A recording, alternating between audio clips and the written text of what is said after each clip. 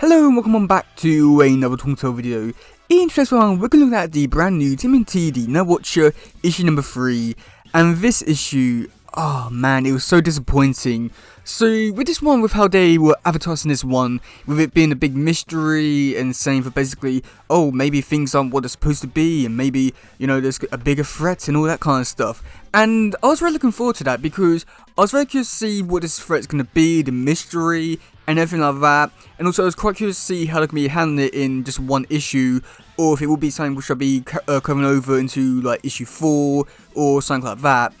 And yet, with what they did, it was a lot more disappointing, and I don't know what to really say about this one, just because it doesn't really feel like a story, really. So yeah, I mean, as I say, because the whole main thing just takes place within, I want to say, a night, but then when I actually look at the content that's actually in the actual issue itself, it's sort of really pointless, because you only need to read like 2 or 3 pages, and you pretty much got the whole story, because it don't really go much beyond that. So this whole issue is more or less pointless, and I want to say good things about this one, but it's going to be really hard. So yeah, oh boy. Okay, so let's actually talk about this one.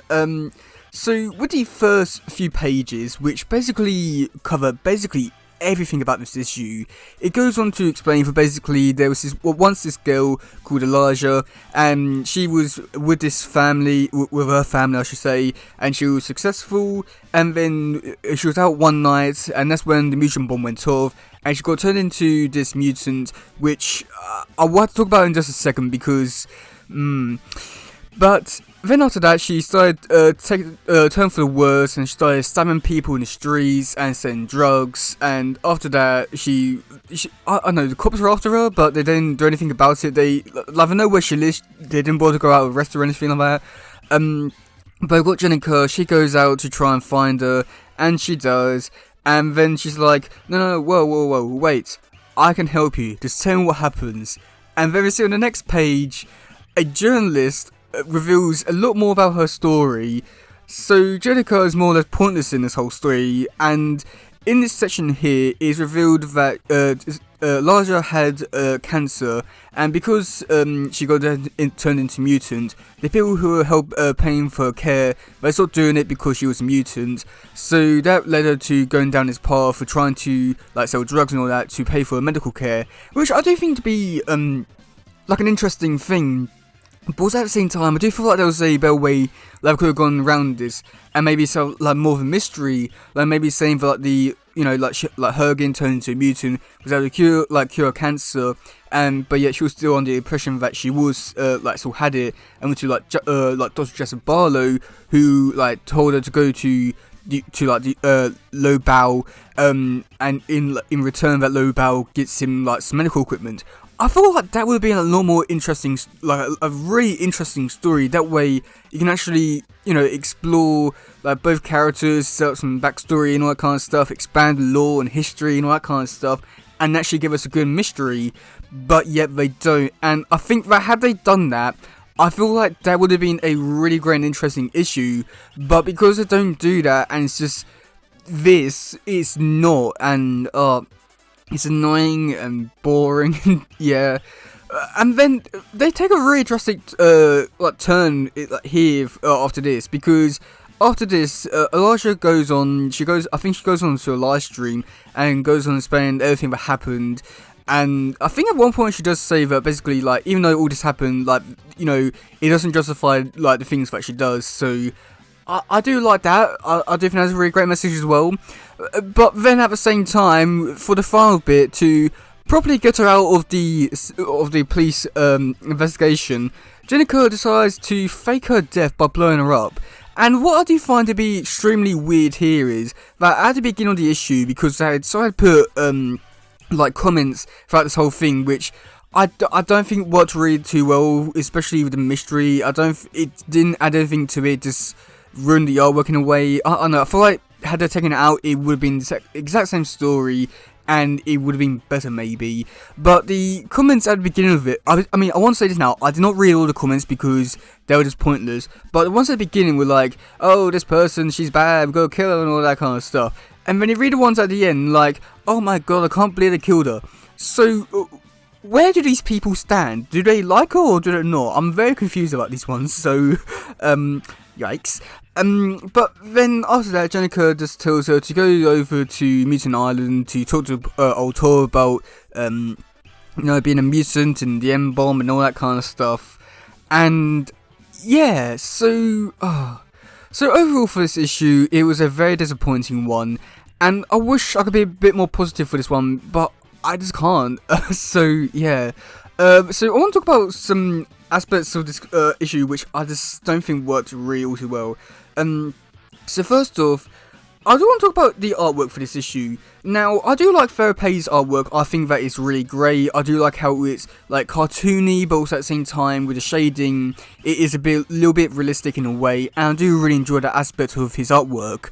And I do think that for the most part, all the drawings which he's done so far for all the series, such as the for the issue of the Armageddon Game stuff and also the Strange Thing stuff, I thought was really great. And then also him coming on to the Nightwatcher stuff, I really loved all his artwork there. It had that mature, dark grittiness which I felt like was missing from Turtles, and to bring it back, it was just like really great. But I do feel like in this issue, it was conflicting because I do like the cartoon aspect and the realistic aspect, but I think that when it combined both to create this larger character, it didn't really do anybody any favors really. This character didn't really look that appealing whatsoever. It looked like it was trying to be too cartoony, but the shading a bit too realistic. So I feel like it couldn't like land and mark directly where it wants to be, if it wants to be realistic or cartoony. So I feel like had they gone in a different direction for the character design to like better fit his art style, I do feel like it would have worked a lot better, but unfortunately it didn't. But I think that's my only complaint about the art style. And we're still three issues in, and that's the only complaint I got, so not too bad really. And then also with the whole mystery aspect, it's annoying because they marketed like the whole mystery thing in the solicitation and the description for this issue about the whole mystery and all that kind of stuff. But yet, when you actually look into it, it's just basically like a 2-page thing that was said at the beginning, and you get the entire story there.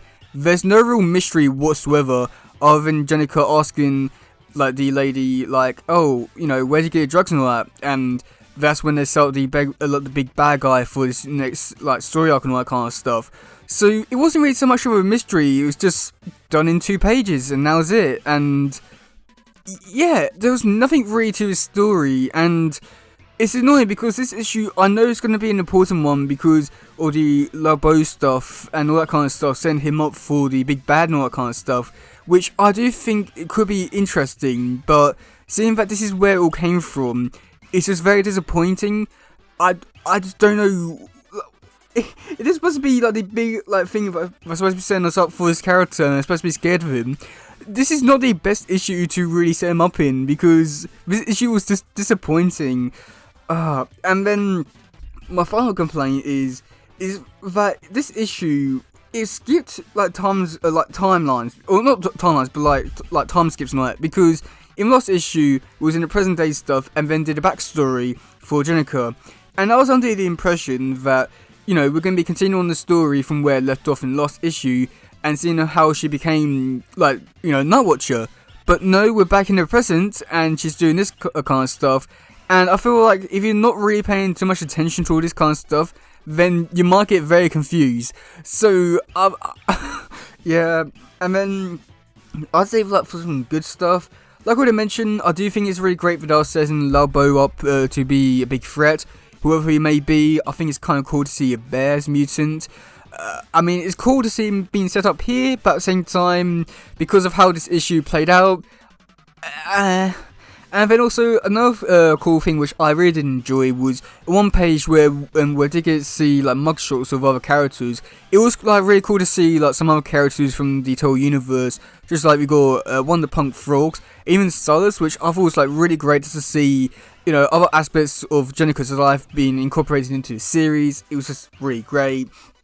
And I think the last thing which I would have to say is quite interesting is the fact, for the fact that in this issue, Jenica didn't take off the mask or the outfit whatsoever. So I do like how like they are like really going like all in for this Nightwatcher thing and not really trying to focus too much on the actual character itself. But I've got a feeling that might change in the future. But I do like how much they're like really focusing on the Nightwatcher aspects of their life. So yeah, but I mean overall for this issue, it's not the best. It started off strong and really great for this series, but if anyone did, I love this. So I'm not too sure if I'm looking forward to the rest of the series or not, but I guess I'll keep reading it. But it's just annoying because I was really enjoying this series, the team and everything, and yet we get an issue like this, and I'm like, what are you doing? You have so much potential, and but yeah, let me know in the comment section below what do you think about this issue. Do you like it? Do you not? And yeah, that's going for today, guys. If it doesn't, please share, subscribe and all stuff. Goodbye, yo, bye.